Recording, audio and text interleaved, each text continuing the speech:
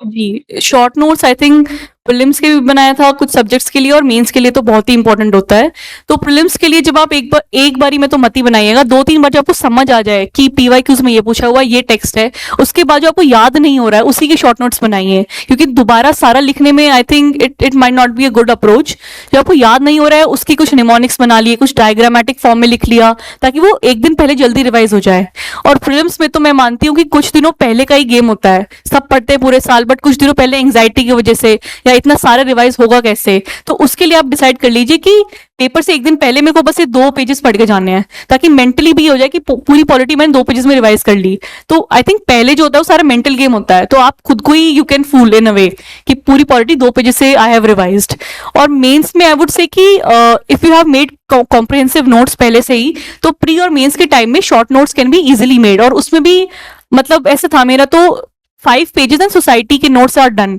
उसमें current affairs data सब कुछ आ गया। और एक दिन पहले जो मेंस में टाइम क्रंच भी बहुत ज्यादा होता है, क्योंकि GS 1 to एक ही दिन में, नेक्स्ट डे 3-4, तो short notes become very handy.